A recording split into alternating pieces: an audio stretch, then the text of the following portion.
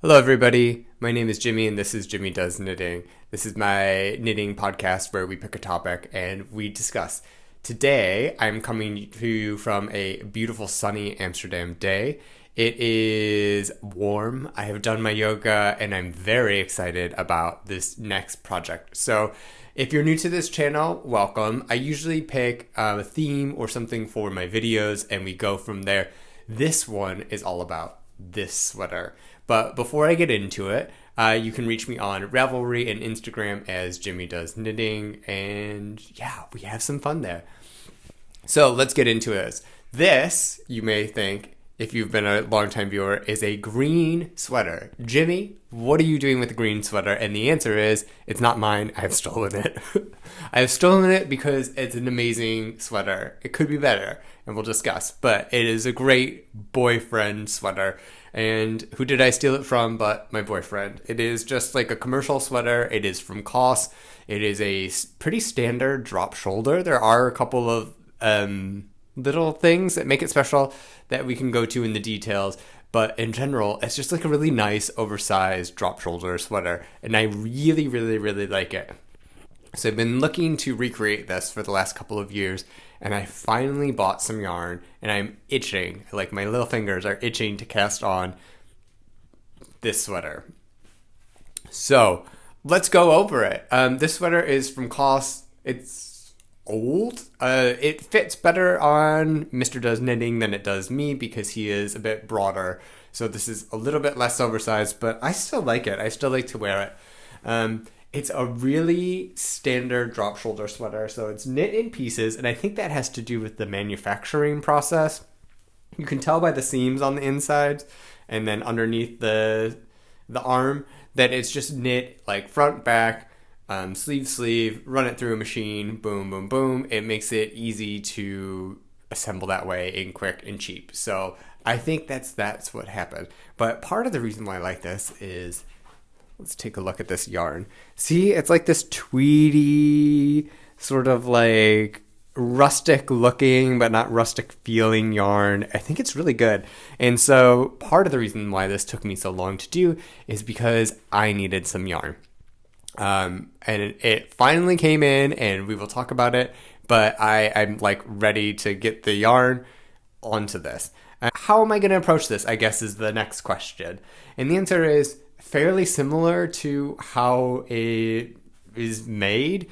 I'm going to make it in pieces, especially because that way you get the seam on the shoulder like this, and I've been dying for a seamed garment lately.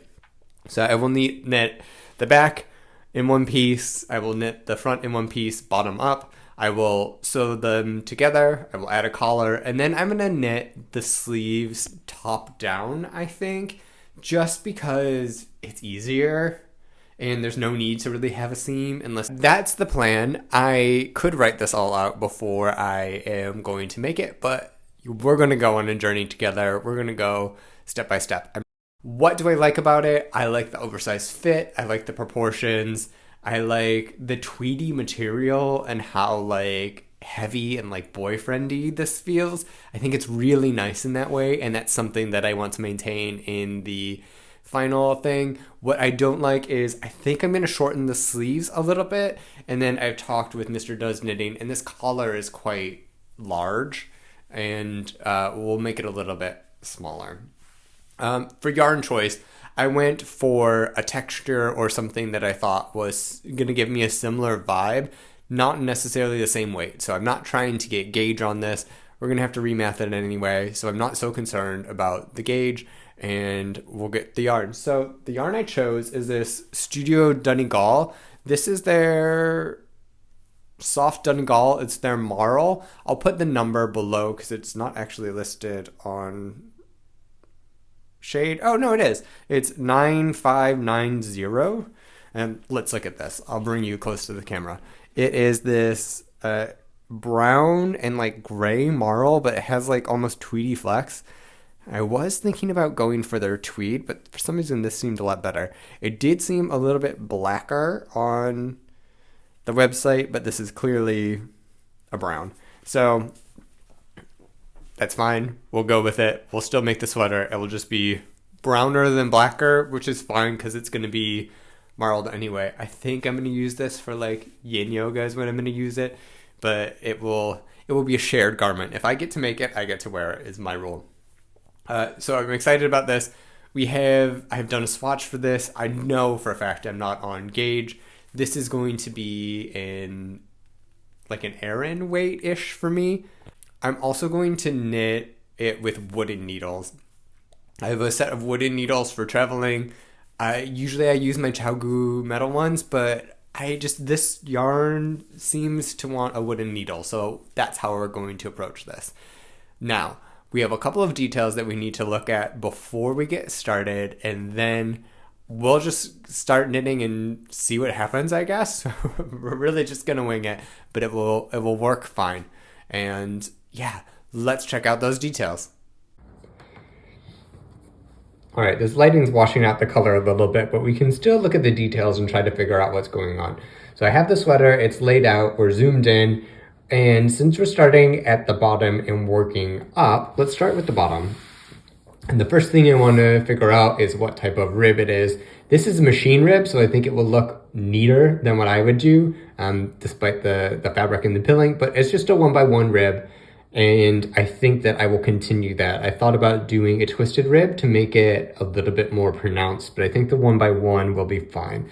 If we look at the edge, it seems to be rolled under like this. And it's hard to show, but it's a nice little like edge that you have. You don't have like an abrupt start to it. So that tells me that we're gonna have to do a tubular cast on for that, which is fine. And then I think with the top down, it will also match the sleeves well, because this will be a cast off and this will be a cast on, but I think the tubular one seems to be fine. Now, when we look at the shape, there's some things that we need to notice. So this is not a modified drop shoulder. And what I mean by that is a modified drop shoulder typically goes in with the armhole connection and then up, but this, it's folded over, but this is the same stitch line that goes all the way up for the sleeves and then up to the top.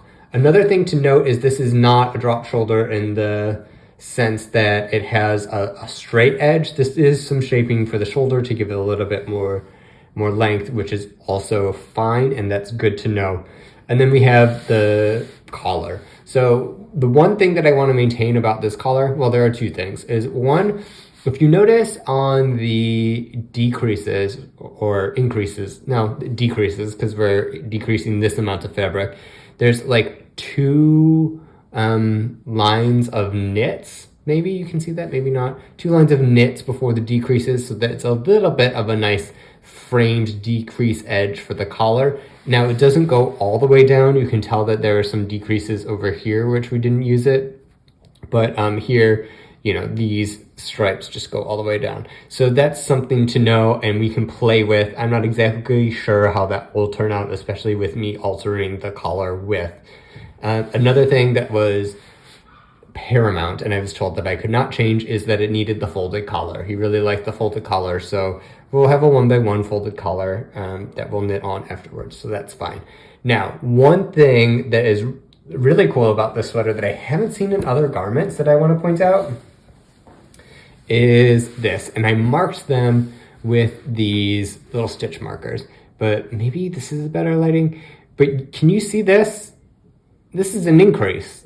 This is an increase as you go to the shoulder. So there's not like a modified drop where it goes like this and goes up. It's almost doing the opposite, where it's fanning out like this as you get to the armhole. So there are, 1, 2, 3, 4 armhole armhole increases that go this way, and then we'll factor that into the things. But other than that, it's a pretty basic garment. We could do this top down. Because there's a seam here, and I don't want to do that just because I don't really see the need for it. We're going to do something, I think, similar to the front collar, where we have the 2 stitches and then the increases and the decreases on either side of that. And then we'll have a cuff with the tubular bind off, and it's going to be the same height as the ribbing. One thing to note for the back shaping is remember how we said on the collar that there was the two rows that were there to kind of have a nice little edge. Here it's so shallow that there's really no edge. It just sort of ends into the collar and into the seam. So I think those are all the notes that we need to get through in order to figure out how we're going to do the garment. Like I said, we'll go bottom up in pieces and then we'll do the sleeves top down. So let's get to casting on.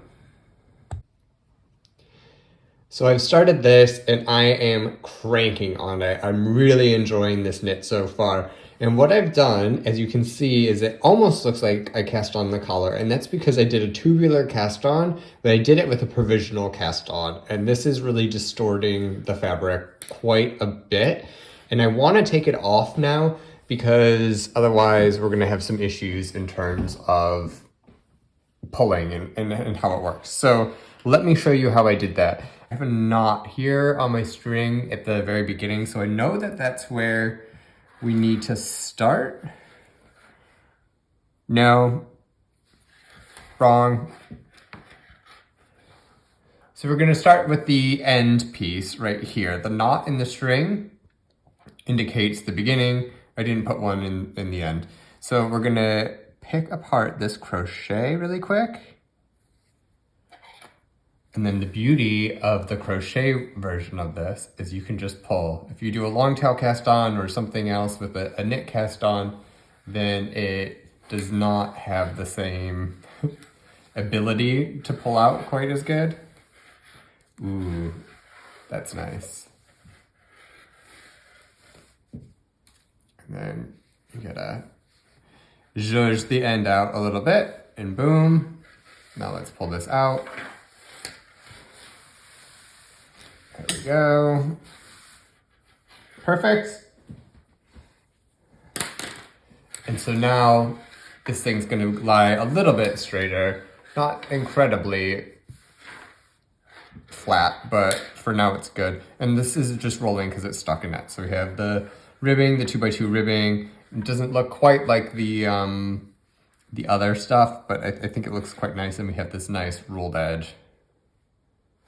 So yeah, I'm gonna crank on this until we get to the armhole depth and then we'll see what happens. As you can see, I've made some progress. I finished this back piece and let's see how we're doing. You can tell that I knit the rib a little too short by looking at this. You can see it's also not as wide. And part of that is because it's rolled up on itself pretty significantly. It's stuck in that stitch, so it rolls. And then also it's going to block out. So I've been doing the numbers based on my swatch, which has like a 24 stitch gauge, as opposed to when it's knit up, I think is like 26. So it's going to expand both vertically and horizontally a decent amount. And then I also have the collar. So the length is actually about correct. It's a little bit short. I'm anticipating it growing. It's a heavier fabric. We're, I don't know, maybe an inch, half inch off of the thing. But we have the number of increases. You can see it flares out. So let's go to the front and I will show you some tips that I've been doing. Here we have the front. As you can see, it's curled in on itself, just like the other one. The ribbing is the same length as the back side, so that shouldn't be a problem. I think in the sleeves, the cuffs are gonna be a little bit longer. We'll see. But what I've just done, and it's taking me a while to figure out where to do this, is I have split for the neckline. And I had to split for the neckline and then still increase over here for the shoulder thing. So it was a little bit complicated in trying to figure out where that happens. And then one thing that I do to help me with this and keep everything in track is I have two balls with the shoulders. So I work back and forth on the row and I just use two balls. That way I do not have any issues with the stitch or the rate of decreasing or the type of decreases that I do being uneven. That way it's always the same. So that's something I highly recommend when you do that. I do it for all of my projects, whether it calls for it or not. Another thing that I do is I do this. It's not really like the best or the most descriptive, but I usually try to figure out the rows for the shoulder and the rows for the center and when to decrease, and then I sort of highlight it old school and go from there. So that's how I'm doing the collar with this. I am planning on going to yoga right now, but afterwards I want to finish knitting this up. This is going really fast because it's essentially an Aran weight yarn, so it's not taking forever. I should be able to finish this evening, and then we're going to mattress stitch it. So the yarn that I'm using is the Studio Donegal. I'm not sure if I said this or not before, but it's fairly like loosely spun. It's a 2-ply. There's like a main wool and then like a marled color. So the gray is a little bit tweedy, and it's fine for knitting up. It's not like unspun, but it does like tear a little bit or rip easily. So I'm going to do something a little different with the mattress stitch.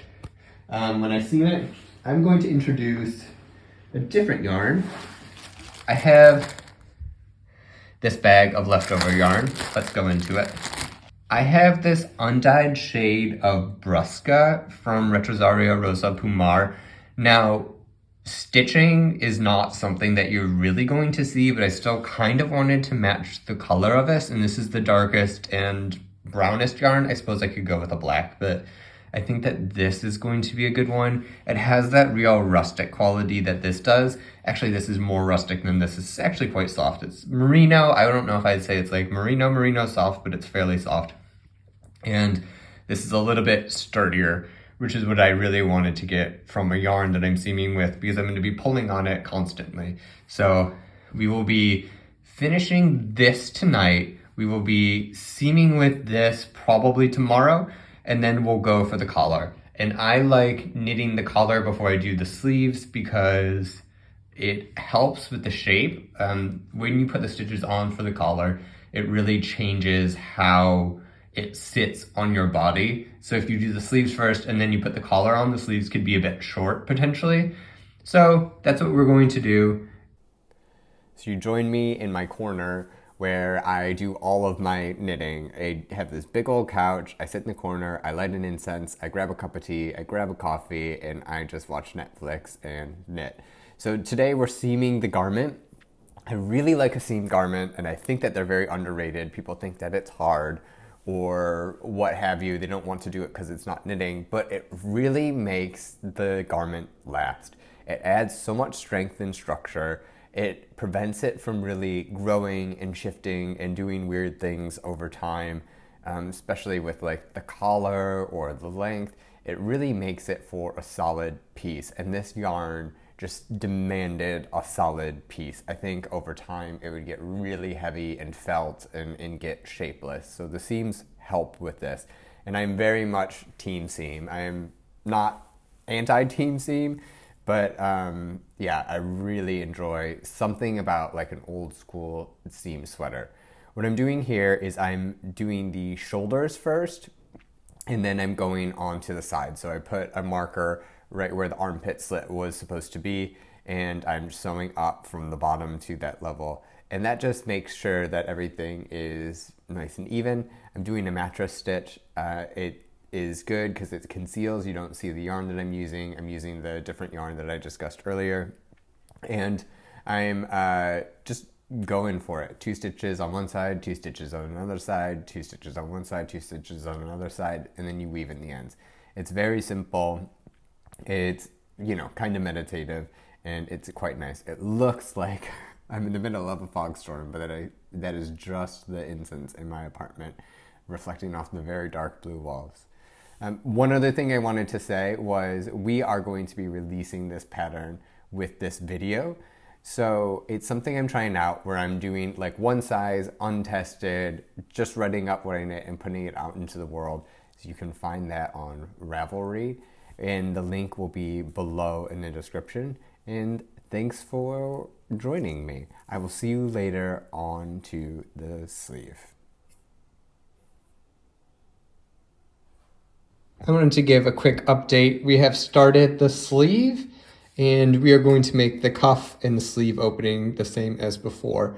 A couple things that I decided is one, that I would do it top down instead of flat and seamed, because that's easier, and I didn't see a need in terms of structure or shape or to be so authentic to do it flat bottom up seamed. So what we're doing is we're doing some decreases on the bottom. They're quick and dirty. There's no like two space in between. I didn't want to do the following the two spaces because I thought that it would be too broad. Like they would be out here as opposed to right in the center where they're a little bit more invisible. So that's what I decided for that. And then I also switched to short circular. So I did the body on 4.5 millimeter wood needles. And then I switched to my short circulars just because I don't like doing a magic loop, and the fact that the gauge will change slightly doesn't bother me so much. So that is what we're doing for these sleeves. I recalculated the math. So we're gonna decrease regularly, and then once those decreases stop, we'll try it on and we'll see how long we want to knit the cuff or if we want to continue knitting on first. So this is the sleeve approach. All right, we're making some progress. We have the body, it is all sewn on, and as you can see, maybe the sleeve kind of goes over into an exaggerated drop shoulder. And then I made a first sleeve. A couple things I want to point out is one, I did a sloped bind off with the shoulders. I don't know if it really makes much of a difference once everything is seamed, but I figured with this, it's so simple that the little details are kind of what need to happen to make it special. If you look at the collar, you can see, well, first the innards of the fabric and stuff are coming out, but maybe here you can see the line of the two stitches that we're trying to hold for there. I also did something similar right there. So yeah, it's going pretty well. The sleeve math on this was easy, but sleeves, am I right, ladies? I messed up. So I picked up the wrong number of stitches. I knit almost the entire sleeve. I knit all of the decreases, and then I was like 5 stitches off, and I was like, what's going on here? So I tried to wrap a decrease and whatever, and I was like, I checked my work, and I was like, did I do it wrong? The answer is I cast on the wrong amount of stitches. So I ripped the entire sleeve out and then re-knit it. So this sleeve was essentially knit twice in a day, which is good to know. This is like an Aran weight yarn, so it went really fast. It's not like other projects where I've had like fingering weight and I've spent like a week and rip it out and spend another week. So that's pretty good. It is pretty slim at the moment. I also did a tubular bind off. You can see here. I think those just look really nice, and it's the finishing touches that I think are going to be what makes this, like I said. So I'm quite happy with this. It's long for me, and I'm expecting all of this to really expand. So I would say that this is probably, as is, a pretty okay oversized fit to me, but it's not as oversized as the original. I'm basing a lot of this off of math of the gauge swatch, and so I know that will change a little bit, plus like the heaviness of the fabric will cause it to expand some. So when we give this a good wash, I'm expecting it to be a lot bigger, but for now I think it's pretty good. It's coming out a lot like I want it to. I think that the yarn is really nice. It's like, this is such a yarn choice type of knit because you just need that like rusticness. You know, like with a simpler sweater, you just need something that like the yarn shines. And this really was a great choice for it. Once again, is it my color? No. Will I probably wear it? Yes. I think I will actually steal this from the closet and wear it myself. But yeah, the sleeves are a little bit long. I knit them shorter than in pattern because I expect them to grow a decent amount. Like I expect them to grow probably about to my knuckles, my first set of knuckles. Once this is washed, then maybe you can see with the sleeves what I do. I'm trying to show you, yes, these stitch markers right here.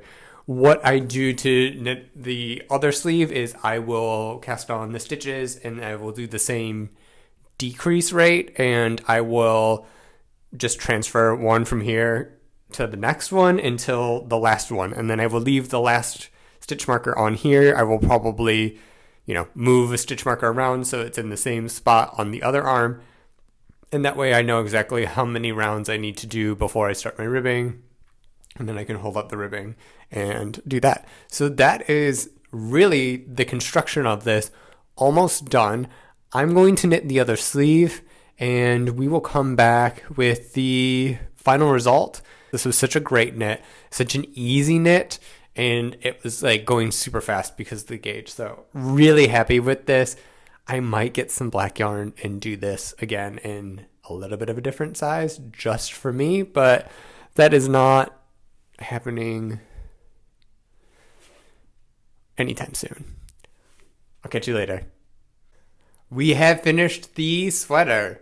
As you can see, it's finally dry. It has taken quite the effort and maybe 4 or 5 days, which was it's a thick yarn, so we'll let it go. But I'm actually very pleased with this. As you can tell, maybe it is a little smaller than the original and only in terms of width. That's because the gauge that I swatched for was 14 stitches per inch. I measured right before I started filming, and it ended up being 15 stitches per inch on the garment.